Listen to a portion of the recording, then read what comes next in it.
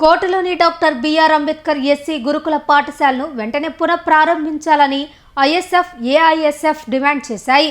600 మంది విద్యార్థుల భవిష్యత్తును దృష్టిలో ఉంచుకొని పాఠశాలను తిరిగి ప్రారంభించాలని కోరుతూ విఆర్సీ సెంటర్లోని అంబేద్కర్ విగ్రహం వద్ద ఆందోళన చేపట్టాయి.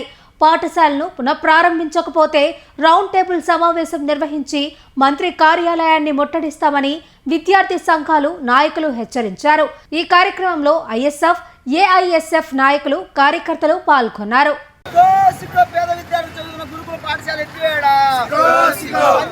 మంత్రి నారాయణ గారు మంత్రి నారాయణ గారు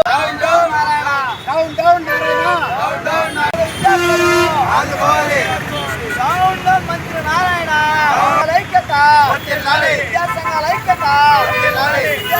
ఐక్యత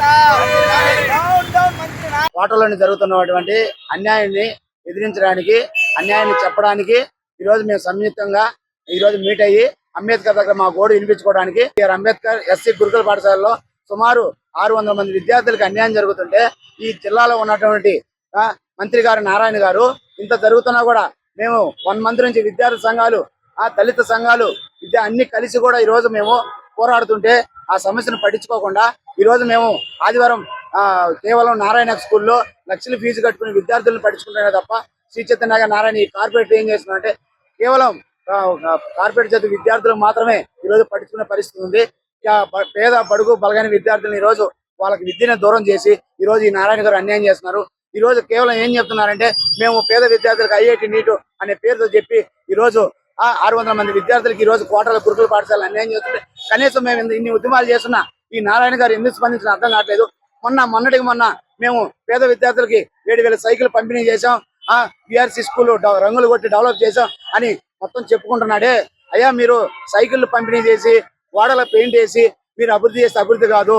ఈ జిల్లాలో, ఈ రాష్ట్రంలో ప్రతి పేద విద్యార్థి ఎప్పుడైతే చదువుకుంటాడో అప్పుడే మనం అభివృద్ధి అయ్యా.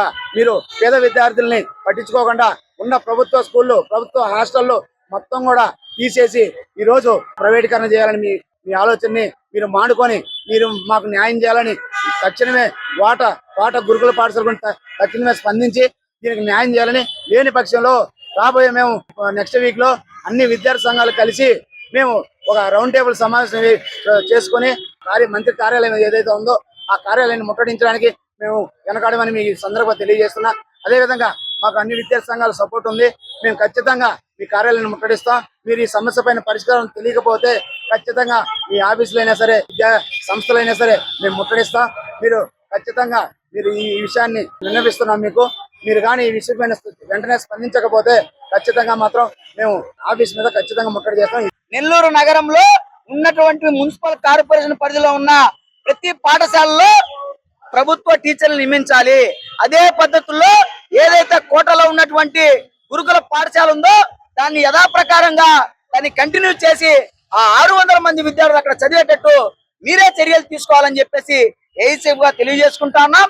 లేని పక్షంలో ఖచ్చితంగా మీ క్యాంపు కార్యాలయం సరే, లేకపోతే రాష్ట్ర విద్యాశాఖ మంత్రి నారా లోకేష్ గారి క్యాంపు కార్యాలయం సరే, ఏఐఎస్ఎఫ్, ఐఎస్ఎఫ్, మిగతా వామపక్ష విద్యార్థి సంఘాలను కలుపుకొని ఖచ్చితంగా మీ క్యాంపు కార్యాలయం ముట్టడి చేస్తామని చెప్పేసి ఈ సందర్భంగా ఈ ప్రభుత్వానికి, ఈ మంత్రి గారికి హెచ్చరికలు తెలియజేసుకుంటూ